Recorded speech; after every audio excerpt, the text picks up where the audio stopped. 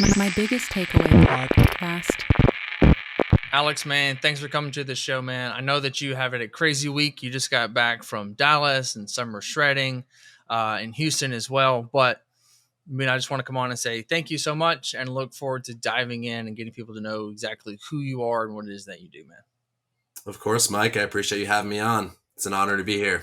Thanks, brother. Well, where do we call home right now? So I live down in Boca Raton, Florida. So it's about 45 minutes north of Miami. I always kind of joke around. Miami's a little bit too crazy for me. I feel like if I was down in Miami, I'd probably get sucked in by the party scene. But being here in Boca, Boca, there's a lot of big companies here. There's a great entrepreneurial environment. Yep. Some of the biggest companies people would probably recognize, or people listening to this would recognize, would be like Celsius. So obviously Celsius Energy. Okay, I did not know that. Yeah. So they're headquartered right down the street. Redcon One, a big supplement brand. I actually train at their gym, Redcon One, and then Office Depot. They actually have this massive, it's probably 50,000 square foot headquarters within walking distance from where I live. Isn't Revive down there as well? So Revive's in Stewart, so that's about an hour north. And besides Revive Gym in Stewart, there's not a whole lot to do up there. Got it. All right, noted. I guess that's why they always say Boca, because it's about the closest thing to Stewart, I guess. Yeah, no, it's pretty close. I mean, I've been up to Revive a couple times. They've just actually renovated, I believe. So I haven't been there since they renovated. But obviously, C-Bum trains there, and a lot of big names. Yep. Speaking of big names, all right. You're a younger guy in the industry. I say younger than me. Who is somebody you look up to, being that you're inside that really bodybuilding, fitness, if you would, world? Yeah, so one of the people I've always looked up to is Ryan Terry. I just think he's, very professional with everything he puts out. Yeah. In terms of me competing in men's physique, Ryan Terry is always the physique that I've aspired to have. Yeah. So Ryan Terry's been a huge inspiration. I've watched a lot of his YouTube videos throughout the years, just seeing how he trains, kind of how, he's on top of it 24/7, right? And I think that's what makes a pro like that, who's been to I think he's probably been to 5, 6, 7 Olympias, right? Mm-hmm. Consistent year after year. He's just someone that I look up to in the sport of bodybuilding. But in terms of business, I'm sure a lot of people, I've probably told you this before, but Christian Guzman back in the day kind of got me into thinking more of hey, fitness could be an actual career path I could go down. And, not necessarily that I'm dying to start a clothing brand like Alphalete, because clothing's not really something I care to get into, but just, seeing how you can take your passion and then monetize it throughout the fitness industry these days. He was definitely one of my big inspirations when I was getting started. Okay. And we talked about getting started. So where is your business at now? What exactly do you do? Yeah. So, do online fitness coaching. So it's premium service. Everyone gets custom workout plans, custom training, weekly accountability through check-ins, 24/7 support, that sort of thing. But one of the things I've really prided myself on the past couple of years is I feel like one of the problems that a lot of online trainers have is they don't have structure to their program or what they teach, right? They don't have a clear idea of the different pillars that they teach, their clients. And so I have, very structured, kind of curriculum that each client goes through, which is why I think my clients are so successful. But then I also think it definitely just increases the value of my service. So This isn't something that, took a month to put together, right? It's just a culmination of years and years of working. And just, dedication to the craft of how can I provide my clients more value? How can they come into my, my system and get that education that's going to allow them to be successful long-term. So I always tell my clients, it's hey, what I'm teaching you now is basically the fundamentals of what you need to be doing the rest of your life. What got you into coaching? What got me into coaching? So really, I wasn't really I would say probably fast forward, kind of rewind about 7 years ago. I wasn't actually planning on really becoming a coach. Right. Mm-hmm. So I went to Columbia University, played Division I football for 2 years. And at that point, a lot of my friends, they're all, talking about, hey, I'm going to be an investment banker right out of college. And I thought I was going to be a banker. So, I studied economics my freshman year, realized that after a year, I didn't really care for economics that much. And, it's not that you necessarily need to do econ to get into banking, but I saw myself kind of getting into a high level corporate position, because that's the typical career path when you graduate from an Ivy League most of the time. And so I played football for 2 years. Then after my sophomore year, I just wasn't very happy on the team. College sports, I think, can be a hit or miss experience. It wasn't quite what I expected it to be. And so after, I wasn't really happy with playing football. I was definitely thinking about quitting already, but I was actually, there was one night, it was like, I think it was like December of, I want to say like 2018. So I actually got into like an incident downtown. So I was in New York City, hanging out with some friends. It was a Saturday night. We were all having some drinks, that sort of thing. And so I ended up calling an Uber home, and I was by myself. And so I called an Uber home, and it dropped me off in Harlem, which, if you don't know a lot about New York City, is not necessarily the safest neighborhood, especially, at 2 a.m. in the morning. So I got out of the Uber. I thought I was back at campus. I wasn't. And so what happened was I essentially got jumped. And so I have a giant scar, and that's what it's from. So I got jumped by just a group of people when I was calling another Uber on my phone. Have no idea who did it, what happened, but I remember I woke up like 30 minutes later. I was like laying in a ditch. My whole entire shirt was bloody. And I was just like out of it. I had no idea what happened. And so that was, a night that I always will remember, because that was a night that changed my entire life. Because at that point, I knew I didn't like football. I knew I didn't have NFL dreams, but I was too afraid of what people would think about me if I quit Mm, football. Right. So it was about like having an experience like that where honestly I could have been killed that night. Right. yeah. That was a near death experience that changed my entire life, because I remember, just sitting in the hospital bed the next day after I got 10 staples, like I said, right here on the side of my head, thinking to myself, like, damn, like it could have been a lot worse. I'm lucky to be here right now. Mm, But that being said, I'm here right now. So like I should be following my passions and not just live the expectations of others. Right. So I wasn't really being true to myself at that point, because if I was, and if I like that night hadn't happened, I maybe would have stuck out playing football for another 2 years. Then there would have been no fitness social media. There wouldn't be like I wouldn't have been able to impact so many people the way that I have throughout my platform the last like 3, 4, 5 years. And so that was like a turning point where I'm like, all right, I'm going to go all in on this fitness thing. I think there's something, and I'm just going to see where it goes. yeah. You made a comment about expectations of others. Who? I think like, especially when you're on like, a football team, or, you're in a fraternity. So my fraternity was also mainly, it was like 90% football players. So, Okay. it's like my group of friends at school. Right. And so I didn't want them to look at me different and think of like me as a traitor, or someone who's, Twitter. not for the team by quitting. Right. And so I definitely, there's some people who understood my decision, especially when I explained that I was trying to do something else. Hmm. Right. And like, so there's some people that understood, but I would say most of my friends didn't understand. And, they'd always make jokes of like, oh, this bodybuilding thing, or, why are you posting like shirtless pictures online? Like they'd just make comments like that. And, it really got under my skin at first, but then, just, I'm like, I'm not going to give up on it just because Yeah. I'm getting a little bit of hate. And like a lot of times, there's some people that I think were saying it in like a very negative way, like, kind of saying I'll never amount to something. But then there's other people where I think they're just saying it more of in a joking way. So that was also kind of hard to decipher too, or like, Hmm. who's really with me, who supports me, and who's Yeah. not. That's interesting because I find that oftentimes many facets of life, we sometimes feel stuck in certain situations. What's a piece of advice you would give somebody to get out of that situation that they feel that they're stuck in? Yeah, I think the first thing you need to read, like basically understand is you need to reclaim your power, right? Like we all have so much power, and our decisions are powerful, right? So like if you're stuck in a situation, even if you're like not making a decision to get out of that situation, that's a decision within itself, right? So I think a lot of times people think like decisions are only when we decide to do something, but not deciding to do something is also a decision, right? So if you're stuck in a situation that you don't necessarily feel like is serving you, if it's not a healthy relationship, right, and you're just deciding to stay in that relationship, or in that career, or let's say you're trying to change your body, and like you're just not taking steps to actually start working out, start eating right, it's like that's a decision that you're making every single day, and it's a vote that's against you, right? It's not a vote for you.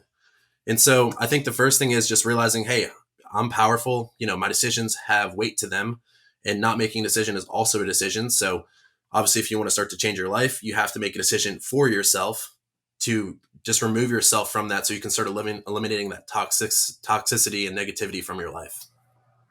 So you're basically saying is that either you can choose yourself or you choose not yourself, but either way, you're making a choice. Exactly. That's exactly what I'm saying.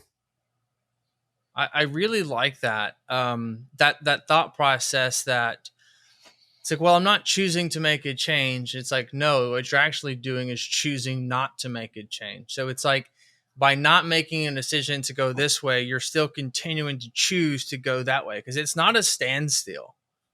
Exactly. There's a fork in the road and you have to choose. This way is new, red pill. This way is the same, blue pill. And for every time you don't choose the red pill, you're just continuing to naturally just continue with the blue pill. Exactly. And like things aren't going to get better until you decide like, hey, I'm going to change my path. Right. And it's like, I think there's a quote that's like, doing the same thing over and over again and expecting different results is the definition of being insane. Mm-hmm. Right. Like nothing's going to change unless you change. And so, your habits need to change. Your decisions need to change. One of the biggest things I had to change was I had to, quit partying so much. I'm not going to lie, did party a decent amount in college. And then once I wanted to get more serious with my fitness, right, one of the first things I realized is that like I wasn't in bad shape when I quit football to start bodybuilding. I was pretty big. Like I had some decent muscle tissue on my frame. Yeah. But I was also like not the most like cut up and like, my physique did not look that great. So the first thing I had to do was, clean up my nutrition. And a big part of that was, related to like, hey, I also can't be drinking as much alcohol as I was previously. So, changing my nutrition habits and then also kind of quitting partying, like not, completely going cold turkey. Like I fully believe in there's a lifestyle to fitness, right? So you can still have some drinks, you can still go out to eat from time to time, but just realizing that if I'm going to, go down this different path, then I need to be someone who's an example for other people that are looking to change their life. I got to ask, as a person that lived outside Manhattan, dude, what was your go-to spot? There were a lot of them downtown. There's so many.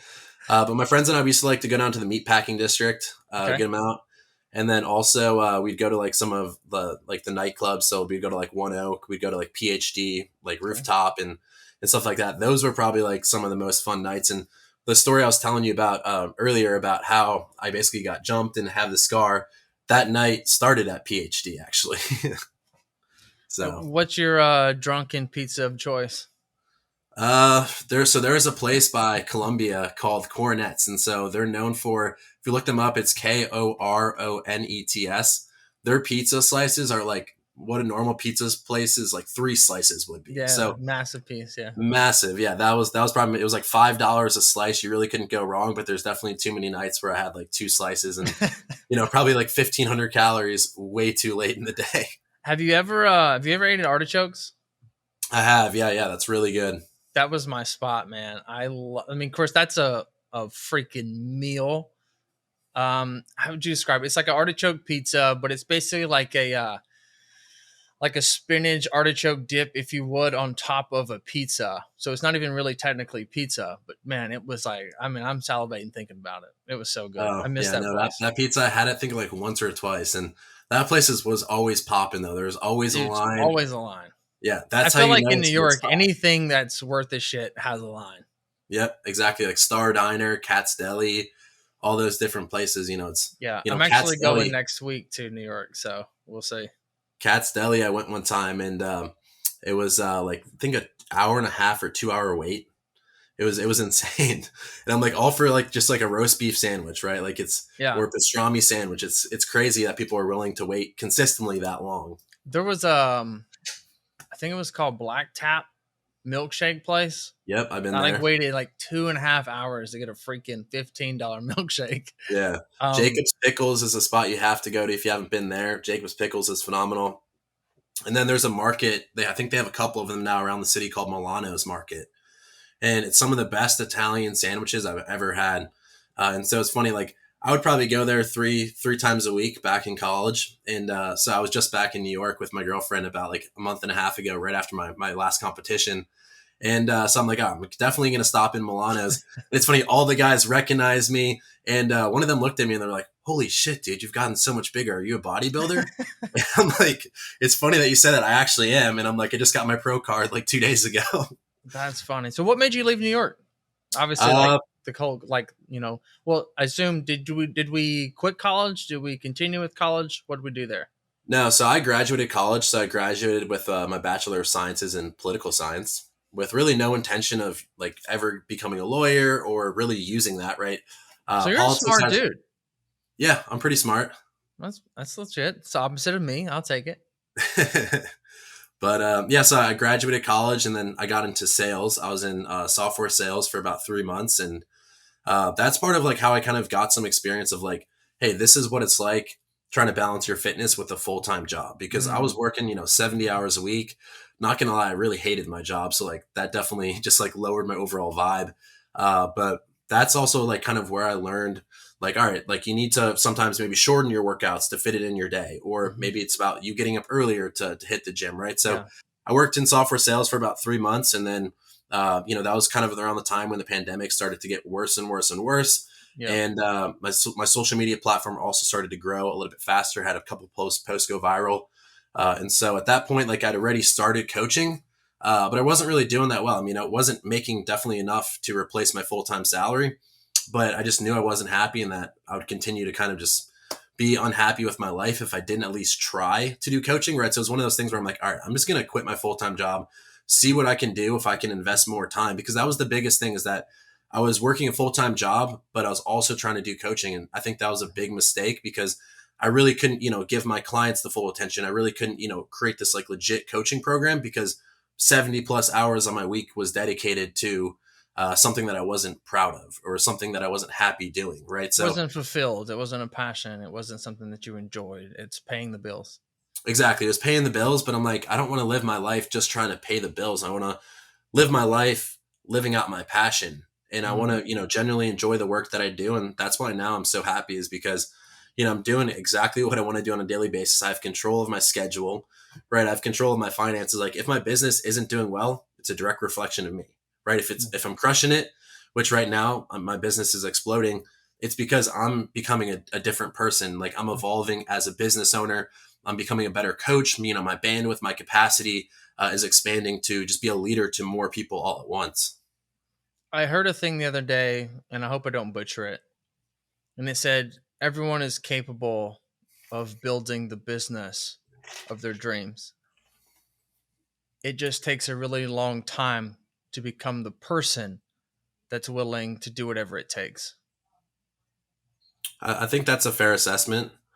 I mean, I don't think necessarily everyone wants to be an entrepreneur, right? So I Yeah. think some people, you know, just want to be an employee, right? And so some people are awesome employees, and if that's what you want, right, great.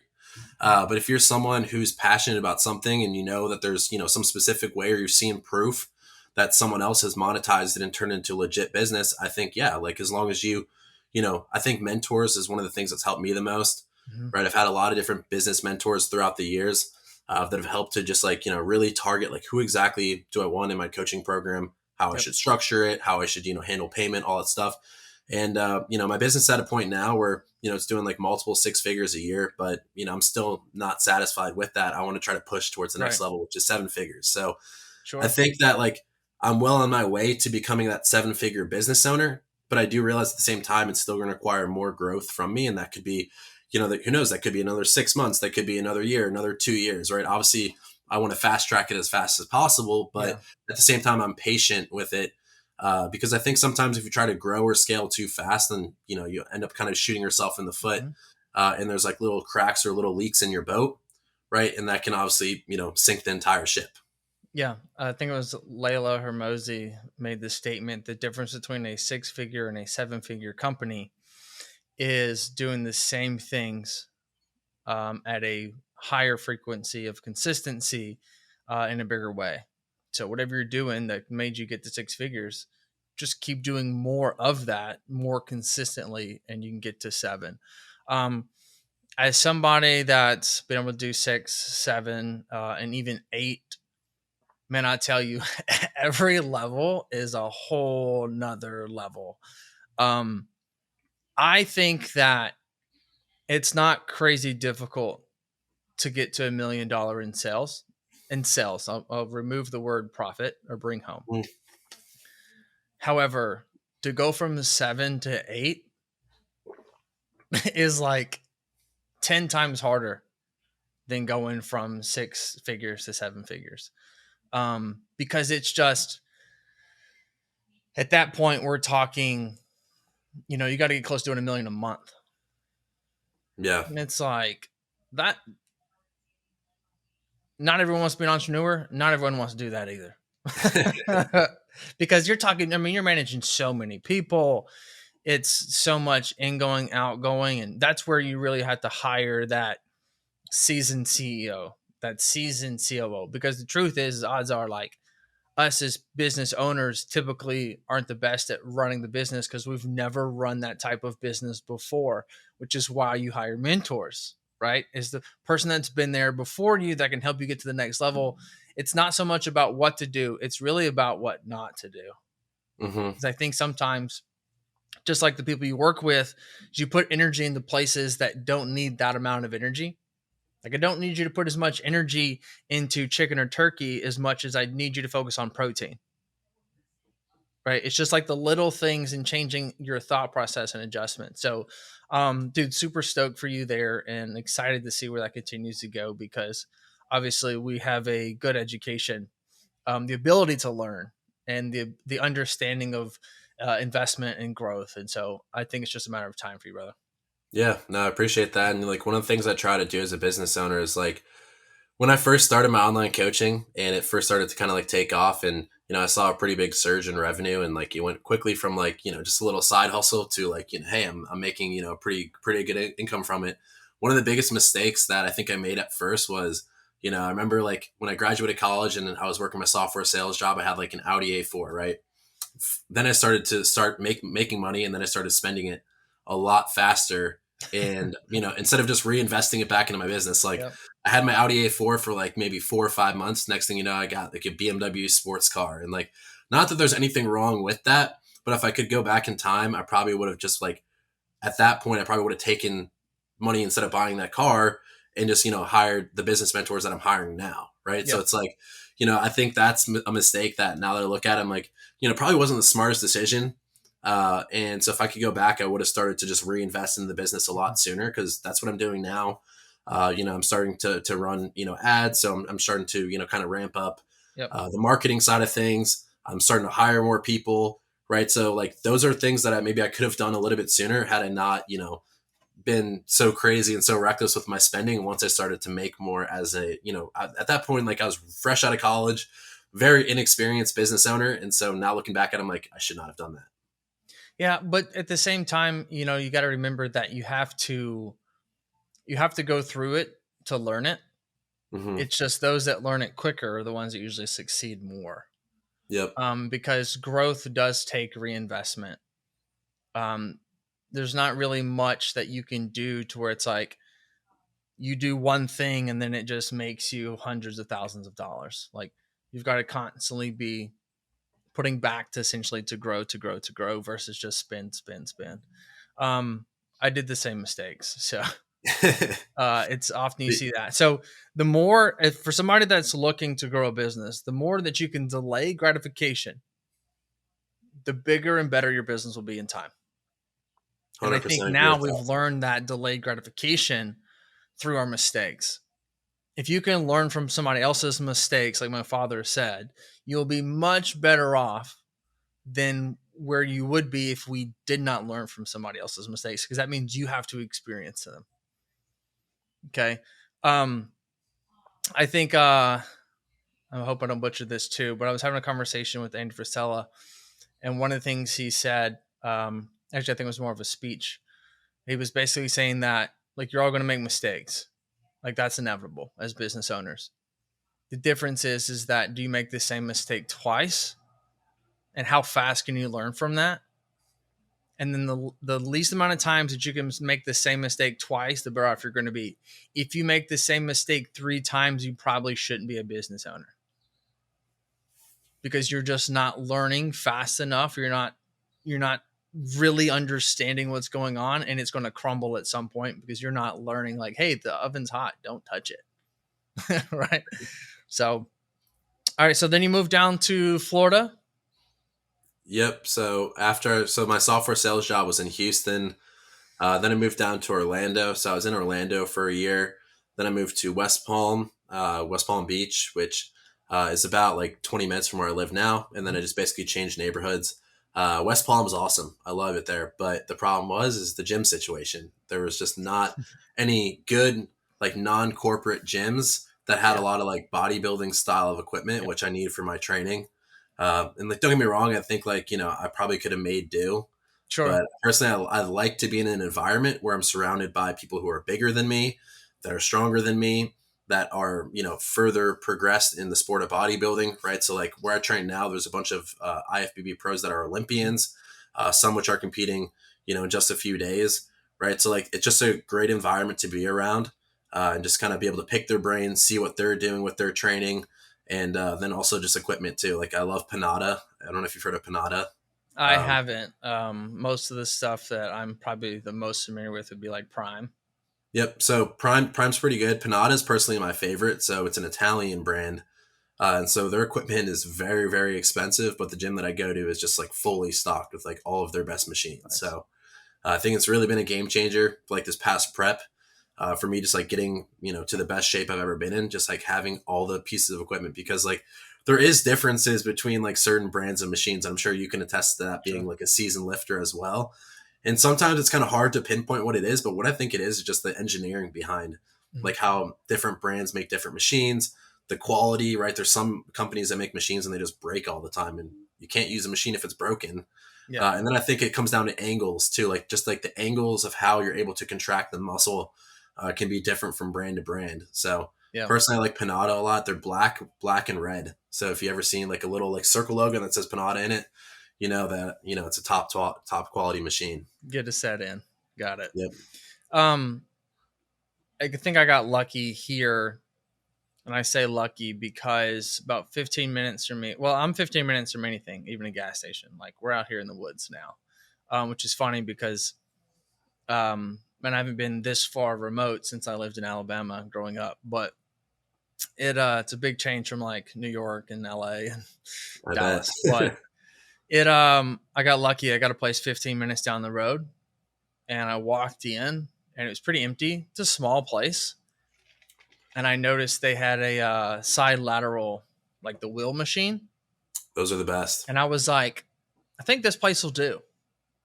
Like, Yep. because you can spot some piece of equipment that won't be in a corporate setting, and I was like, that is a unique piece of equipment that was picked out by a bodybuilder. The rest of this equipment's going to be a-okay. Yeah. And I've had like Exactly. some of the best workouts I've had in like 2 or 3 years consistently since I moved, which has been awesome because somebody that come from fitness who's been stuck in this globo circuit gyms, it's like nice to have a gym that's like not packed, small, quiet, and able to just get in and do my thing and get out without having to wait for all these machines or, you know, different phase of life. But it was nice. So Yeah, that's awesome. So I used to go to a Lifetime Fitness when I lived in okay, West Palm Beach, and brand new location, absolutely stunning. Just the way that they built it and everything. I mean, it's like I think they have like different tiers of their clubs, and this one was like near the top tier. But it was like $250 a month, and they had some of the worst. They had a whole floor for weightlifting, but they had some of the worst equipment I've ever seen. no, And so that was disappointing. But the real kicker is that I knew some of the trainers there. One of the trainers was one of my buddies, and he was telling me that essentially they had a bunch of great pieces of equipment on order, and they were going to arrive in a couple of weeks. And then the training manager basically canceled the entire order because she said that if there's plate loaded machines, it's going to attract the wrong type of people to the gym. So essentially saying like, in like without saying it, hey, we don't want bodybuilders in this gym, which I yep, don't know, understand why. I mean, personally, like I would be expecting, top quality machines for what I need to do if I'm paying $250 a month. But I think some gyms just cater more towards like the lifestyle or like the families. And, that's not necessarily a bad thing, but personally, those are not my favorite places to sure, train. sure, yeah. I mean, know your audience, right? So you look at like Planet Fitness, right? So they knew that if they went after an audience that never used the gym and then attract people that would never use the gym, then they'd be able to have a facility that they could actually sell more memberships to. So they're not going to have the plate loaded machines because it's not going to bring you in a daily user. So it fits their model. So what do the people that don't work out like? Pizza Fridays and donuts and Smith things like that, machines. right? Versus when you go to the gym that you go to now, like we want to attract those individuals to the gym. So we put out equipment, things that they like. They're not going to have pizza parties. They're not going to have donuts, right? they're not going to have those things that are going to attract the audience of people that don't use the gym, because I want to have people that do use the gym because it's a different business model. So it's interesting how different businesses run them differently. I personally think based on that elite status, they only want people in that are of elite level. And elite level don't care about how big they are. They need to exercise and get their daily routine out of the way. So I understand your point of view from the business side. I also understand essentially their point of view as well. It's also less cleanup for people leaving weights around the gym. Yeah, that's true. I mean, they had a few like plate loaded pieces of equipment, but most of it was like pretty generic. And I'm like, Yeah, I really can't get my full back workout in here. I really can't, they sure. don't have the great chest Anything presses and pin all that stuff. loaded's not usually that great. I mean, a lot of times, like I can max out a lot of pin loaded machines. Right. Which is also not their ideal client. Yep, exactly not. But I mean, hey, like even though I'm a bodybuilder, like I'm always very respectful For in sure. the gym, right? Like, I think sometimes we get this bad rep of like, just slamming all the weights and all that stuff, which might be true of like some people who bodybuild, but I was always very respectful, like, clean up, I would wipe down the machine.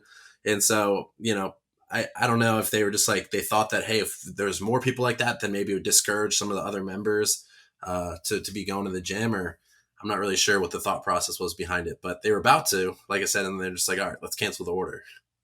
Dude, somewhat controversial topic. I get that people get to do and wear essentially whatever they want to the gym, right? I'm the guy that wears a stringer, so I know people have the judgment against that. Totally get it. I don't understand the pajama pants. Have you seen that in your area? I mean, there are some companies, right? There's some like fitness brands that are coming out with pants that look like pajama pants. Right, but it's Uh, like the I'd probably say from 17 to 22-year-old audience, to where it's like legit like flannel or pajama pants. And like you literally look like you just rolled out of bed, except it's like 4 p.m. And I personally don't understand it. I get it's a comfortable pair of pants.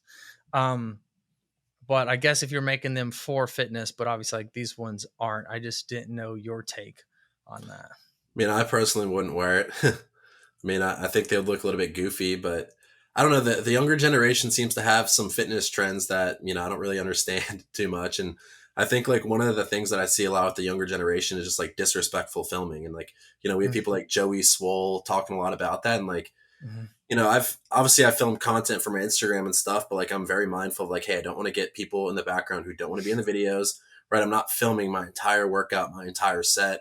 And then like, you have to realize like it's not your gym, right? You don't own the gym. So, everyone else has, the same right as you do to the pieces of equipment, to the different machines. And so it's kind of crazy when I see all these videos and, it's good we have, someone like Joey Swole that calls people out, but I think that's more of a bigger issue than the pajama pants with some of these younger people that are trying to get into fitness, right? Like they see their role model, recording, everything.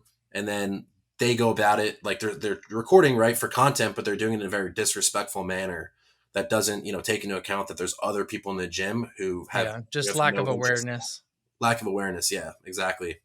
So I used to work out with Joey pretty often whenever I lived out in Huntington Beach.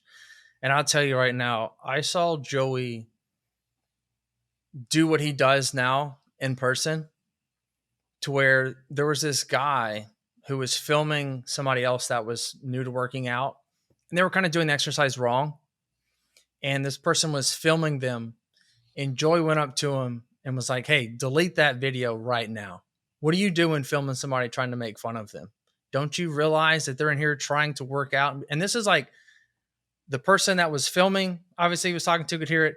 The person that was being filmed could hear it. And he was like, have more respect for your friends and other brothers in here trying to get better and become fit. And it was like really cool to see, because oftentimes we see things and we don't say anything.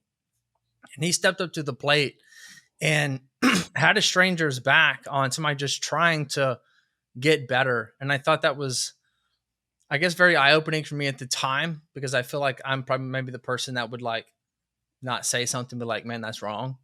But he did not stand for it then. And this was many years ago. And now that he, his public platform is essentially trying to make the gym a better place for people, to where it's, I don't care what you wear as long as you work hard, right? And I'm in that same concept, that same mindset of like, look, I really don't care because I have my own trends in which I do. Um, it's just curious on people's thought processes behind maybe the why of it. Not that it necessarily matters, but I was just essentially just curious. But yeah, I think too many times we don't, I think, stand up for our fellow people who's trying to just get in better shape. And I think every generation has its own trends. Every generation has its own ideas.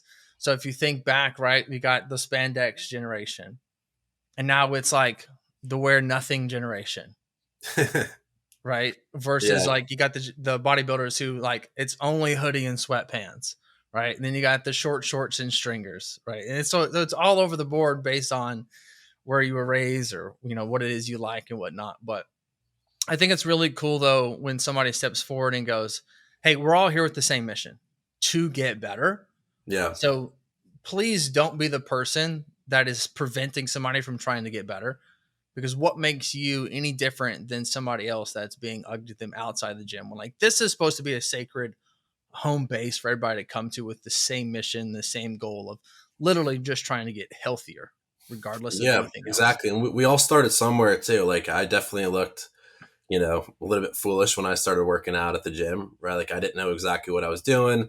I was pretty small. Like when I started my weightlifting journey, I was like 145 pounds, right? So I was like 14, 15 years old, about Mhm. 145 pounds, maybe a buck 50 max. And, I definitely didn't really look the part or, look like someone who was serious with training, right? But, there was no one that like ever came up to me and was like, oh, you're doing like no one ever discouraged me along my journey, right? So it's like always Mhm. my hope that, everyone realizes like everyone's going to start somewhere, and them just being there, right? Like you should compliment them. Hey, like it's awesome to see you're in the gym, right? Even if they're not doing everything optimal or correct, like, Sure. I think there's also a fine line too. Like, I've never been the person to be like the form police at the gym, right? So I think sometimes, people try to like walk around and, just because, maybe they've been training for a long time or, whatever the reason may be, right? Sometimes people just think like it's their place to, stop everyone's workout and be like, you're doing this wrong, or, try Sure. to correct them. And so I think there's kind of a fine line of like, if someone's like going to hurt themselves, right? If you're an experienced lifter, I think, you could go and like say something, but you want to approach it in a way that's like, hey, I'm not here to like, make fun of you. I'm not here to make you feel bad, but I'm just, genuinely concerned about the way that you're doing Mhm. this exercise, right? Like you're going to throw out your back, or, you're going to mess up your shoulder if you continue to do it that way, especially with like heavier weights, right? So I think there is a way you can go about it and, kind of provide value and support to the other people around you in a gym setting without like going after them, or like basically like, really Yeah. coming at them hardcore. I'm the guy that if I see somebody that's, I can tell younger and they're doing exercise, I've never made, hey, the statement like, hey, you're doing this wrong. But I would probably say, depending on how busy the gym is I'm currently going to, maybe once a month, I've seen somebody new or fresh and we'll be doing the same exercise. And I'll be like, hey, you care if I give you a piece of advice? And they'll be like, yeah, sure, whatever. And I'm like, try doing this little thing so this happens so that you focus more on this muscle than that muscle. And I'll Mm-hmm. like walk them through it and they'll be like, oh yeah, so that is a side lateral, not a trap squeeze, right? Or something Yeah. like small and basic. But it's never like, hang on, give me that bar. It's really just like, hey, can I give you a piece of ice? Right. I've Yeah. had some people like take it and they're like, okay. And then they go and do the thing. And others are like, does this look right? Does this look good?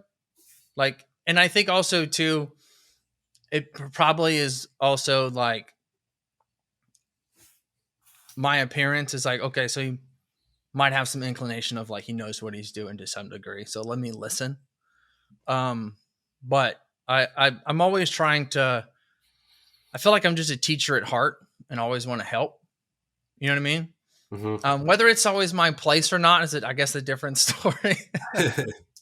But I try to do what I would want whenever I'm starting out something, because we can roll this conversation back. It's those mentor pieces of people that help us along the way to make us better, whether it be about fitness or whether it be about business, wherever it may be. Yeah. And Um, kind of going off that, just kind of segueing off that. So like I was talking to I was down in my leasing office earlier today, and I was talking to basically the leasing agent that had rented me the apartment that I currently live in, and he was like, "Oh, like nice shirt." He's like, "Oh, I like that it says self made," and so I was kind of like, "Yeah, like I like this shirt because I like kind of like what the message of self made stands for." But I told him like straight up, no one's self made. There's not a single person that is completely self made because like I firmly believe like no one just has all the answers on their own, but I think Mm, there's kind of a group of people out there that claim like, oh, self-made millionaire or, self-made billionaire, or they have that all over their profile. And it's like, dude, you've definitely learned. Maybe you learned from your dad. Maybe you learned from your grandpa, right? You had teachers, right? Like you can't just like know everything or like have like the winning formula, in my opinion, without relying on others, right? But it's those mm, people that then, maybe see a lick of success and then they claim, oh, I did it all myself. And it's like, did you really though? mm. Like, I'm always kind of like, oh, Yeah. like Who taught you how to do this yeah, or that? yeah. Because you didn't Way to learn that take all the yourself. credit and then just because I think like one of the big things you should do is as you're growing, right, give credit to the people that have helped you get to where you are instead of saying, "Oh, it was all me." Right? Like obviously you're going to be the one who's going to need to put in the work at the end of the day, but it's like if you help someone lose 50 pounds, right, and they came to you not knowing anything about nutrition, right, once they lose 50 pounds they're gonna be like, dude, Alex taught me how to lose 50 pounds, That's right? right. Like typically most of the time they're gonna be very grateful and like and I tell them, I'm like, hey, I might have shown you the blueprint, but you're the one who executed, right? So obviously like you're gonna have to execute, you're gonna have to put in the work yourself, but you have to give credit to where it's due instead of just assuming all credit and making it seem like you're the mastermind behind everything. Yeah. So there's one person, one individual that I always give a lot of credit to, and I think it's really the foundation or the start of my, I guess, my second level of business. And I always give him a shout out. And it's Guy Cisternino was the first guy that gave me a chance to help with his website and business.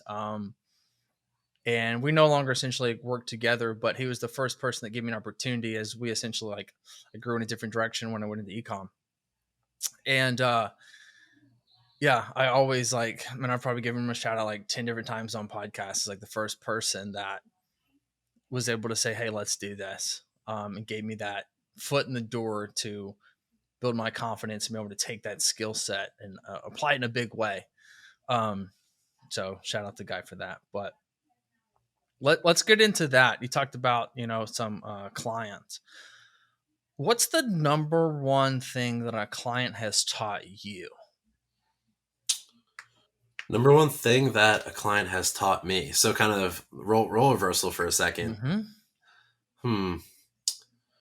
Number one thing that a client has taught me. So I think like, one of the big things is like I'm someone who's very when it comes to my progress, I'm like very serious. Like, hey, I'm like all in all the time with everything I do. And so I think it's not like necessarily one client, but definitely training a lot of lifestyle clients, right?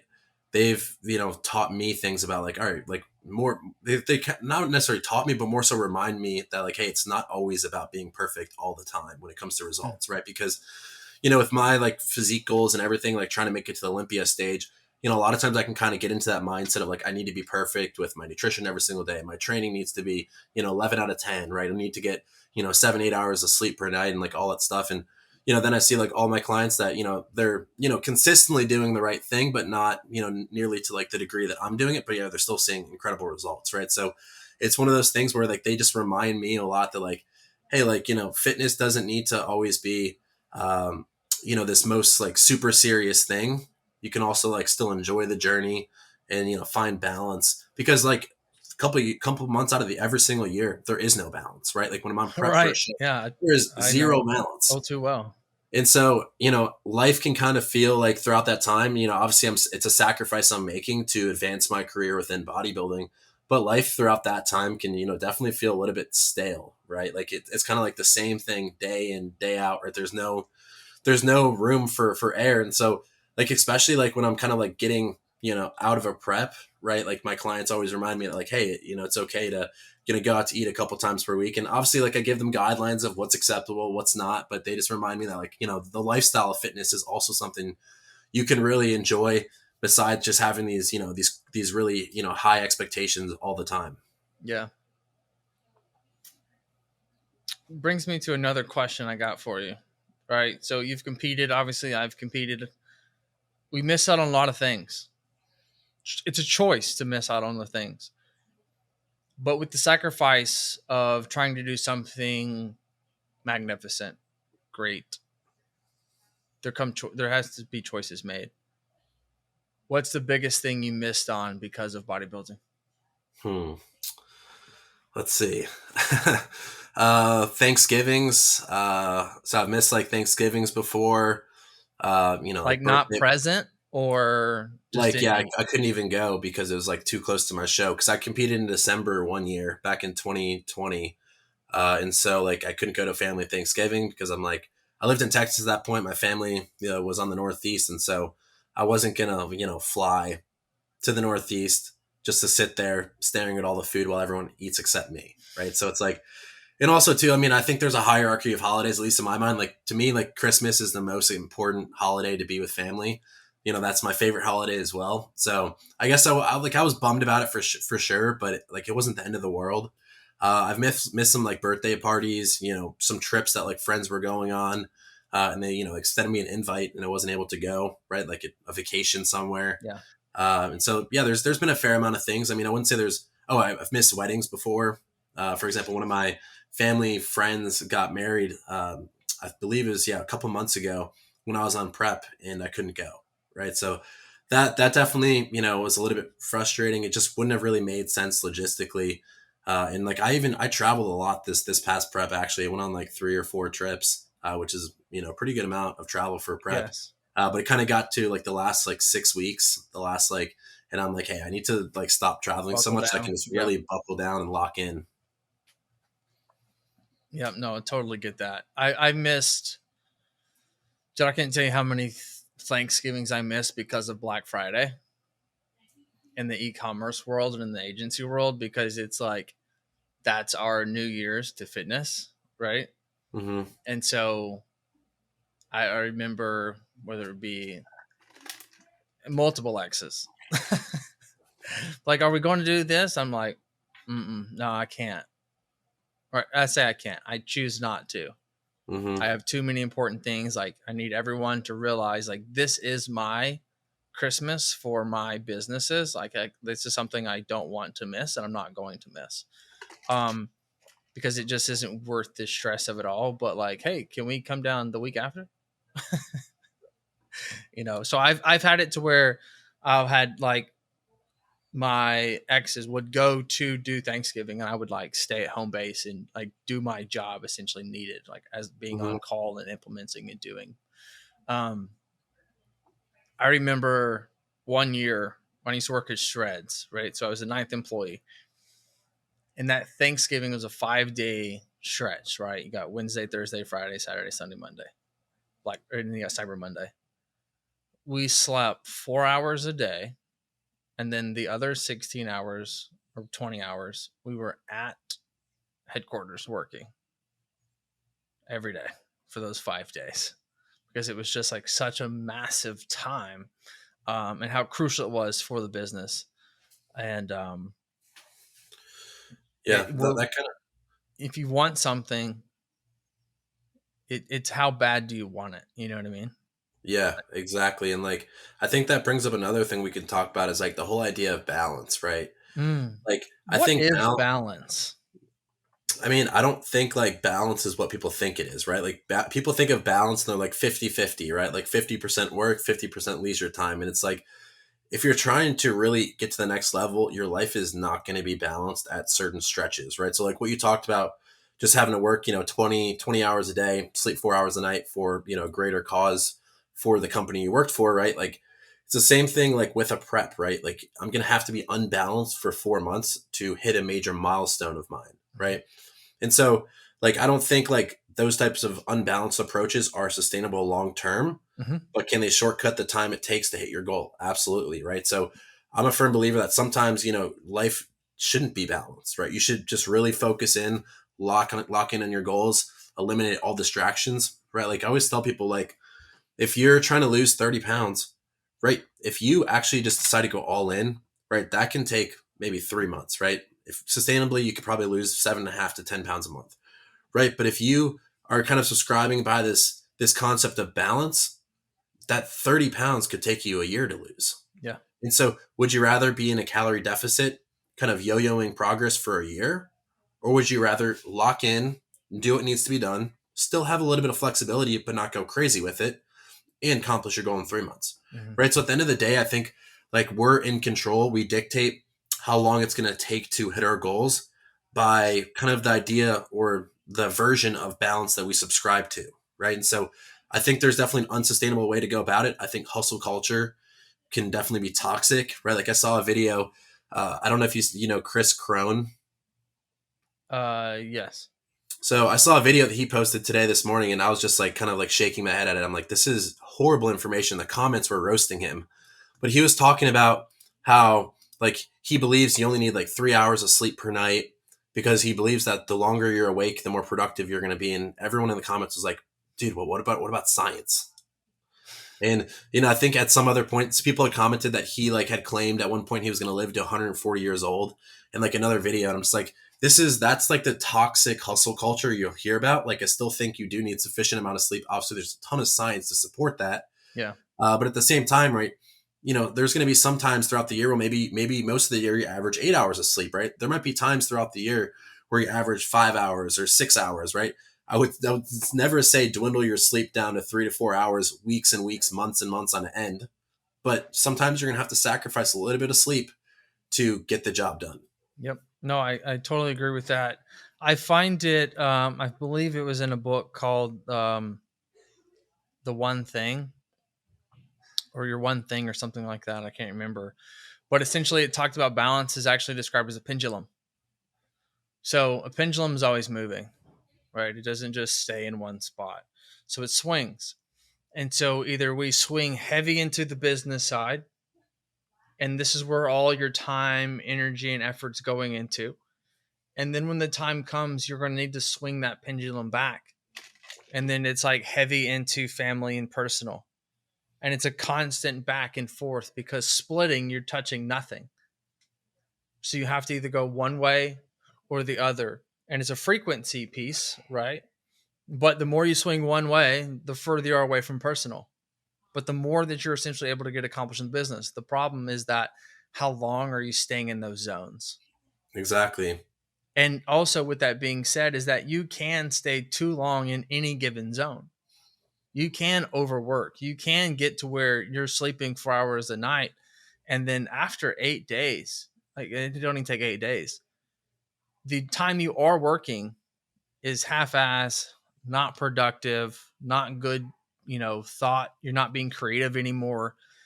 And then that's where that relief time where you can come back to personal, where you can go play around the golf and think about all the things that you've been doing. Or you can spend time with the wife, drive around, listen to music, and what we as business owners call wasting time. But you're able to actually regroup. And so I often find myself where it's like, hey, I want to go just leave. I don't want to watch TV. I want to like go get in a car. I want to turn on music and I just want to drive and soak in and get some gratitude of like the opportunity of being able to work and just relax. And it's really cool now that I'm here. We're able to really do so in a beautiful way because it's 15 minutes from a gas station. So like I can drive and really relax in that concept. So, and I also think that oftentimes people that are looking to go on vacation, it's not that you're trying to find balance, it's that you're trying to escape that pendulum. And I think there's a really big difference between intentionally taking vacation and escaping reality. Yeah. Because I think that you can probably also address this now is that you've gone on some trips where you're like, I got to get away. And then you have trips where like, I don't want to get away, but I need to. Mm-hmm. And so one you're running and one you're like, I'm choosing. And I think there's a massive difference between the two. And I've been on trips to where I don't feel like I needed to take this trip. This is not a good time for me to take this trip. And the entire time I'm on the trip, it's bad. And then I've taken trips to where it's like my intent behind this, I want to do. And if you're the person, you're listening to this, and you have that ambitious mindset, and I'm assuming most people probably listening to this do have an ambitious mindset. You want to become or are a high achiever. You're going to quickly realize that shutting your brain off is about damn near impossible. That's just the way it is. You were born with those cards. You were given that hand. It's how do you play it? And I often find that those that can navigate the turning off, or it's not any turning off, but it's just being present and managing those thoughts. And you'll learn, if you haven't already, is that you can't stop thinking about something. You have to start thinking about something else. And it's that, how can you flip that switch? So I think that's a great question to lead into, is like, for yourself, dude, how do you flip the switch away from business to personal? How do you cut your brain off? Yeah, so I like to go for walks. That's one of the ways that I kind of habit stack. I like to do a lot of deep thinking while I'm walking. Mm-hmm. Sometimes I'll listen to podcasts, right? So I'll just listen to a podcast about self improvement, or sometimes I'll just go on a walk and just listen to music that makes me feel good, right? So I would say walks are probably one of the most powerful ways that I kind of decompress.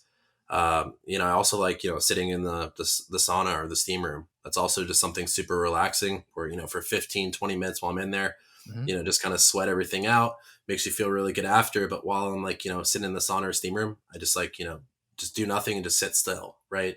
So kind of, becoming more comfortable with just kind of being still, not doing anything, which is something that I kind of struggle with, is because I'm someone who I feel like I always need to be doing something every hour of the day. I'm not the person that's typically oh yeah, I have 3 hours and I'm just going to sit around, or I don't really play video games too much. I don't really watch a lot of TV. Right. So most parts of every single day are super productive. And so like I said, walks, sauna, steam room, and then just hanging out with my girlfriend. That's another way we kind of decompress. I mean, she does the same thing that I do. So she's another online fitness coach.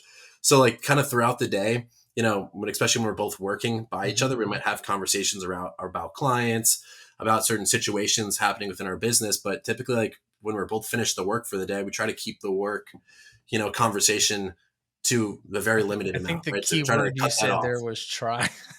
Yeah, it doesn't always work, but we try to just focus more on us and our relationship later on in the day, when we've kind of taken care of business for work. And so we kind of until the next day starts, right? Because obviously it's an everyday process.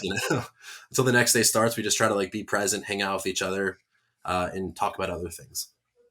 Dude, what is something that you want people to take away from you?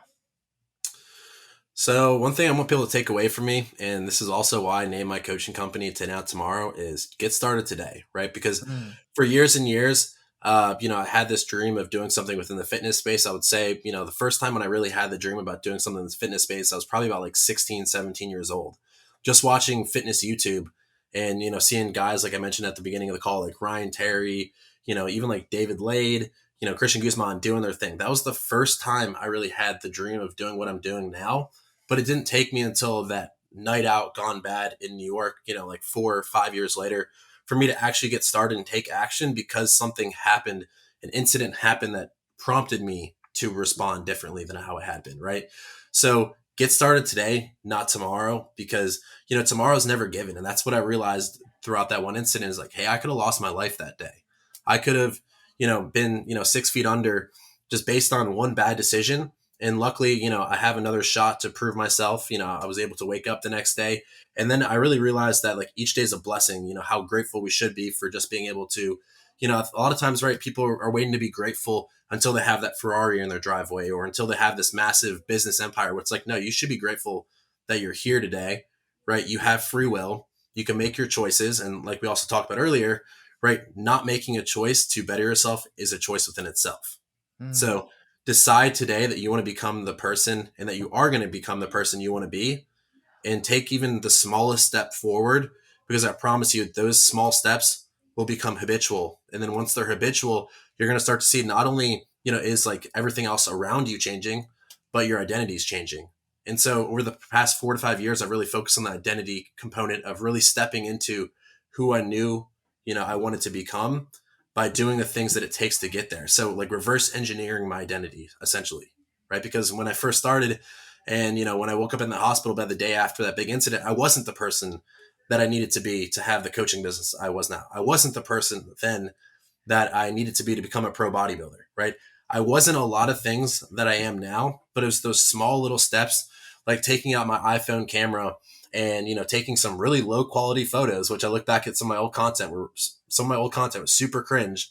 I look back at that and I'm like, wow, if it wasn't for that, and then just the constant, pursuit of improvement, I wouldn't be where I am today. And so you don't need to be perfect. You don't need to, try to map things out 5 years in the future, but just take things day by day and focus on how can I make, something a little bit better today, or how can I change myself a little bit better than I was yesterday. So just kind of focusing on that, I would say, is the biggest thing. But today, not tomorrow. It's the biggest thing I want you to remember before is like, just get started, because you don't need a wake up call. You don't need a wake up call. Today could be a wake up call. You listening to this podcast could be a wake up call to take action, right? So you don't need that wake up call like I had. And quite honestly, I don't wish that anyone has to go through what I had to go through. But at the same time, I don't regret it, because it taught me that lesson, which has been invaluable since then. Dude, I'm freaking pumped after that. Let's go. Yeah. Dude, that's awesome, man. I had a phrase I used to say when I first got into training, is that every day is Monday. If you would show up every day with the same energy and effort that you put into your diet or your fitness routine that you do on Monday, every day, you would see results, and not just on Mondays, man. So Yeah. I wholeheartedly have to agree with you on that statement. And that's a great message and a great takeaway, man. Where can somebody find you to get more of this action-packed goodness? Yeah. So I'm on TikTok and Instagram. My handle is @Gibson_fitness on both platforms. And then you can also check me out on my website, which is tntcoaching.info. And so you can check me out there as well. Thanks, man. Dude, I appreciate having you on, man.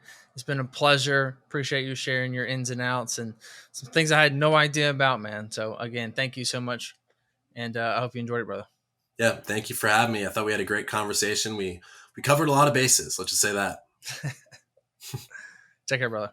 All right. Take care, Mike. See ya. My biggest takeaway podcast.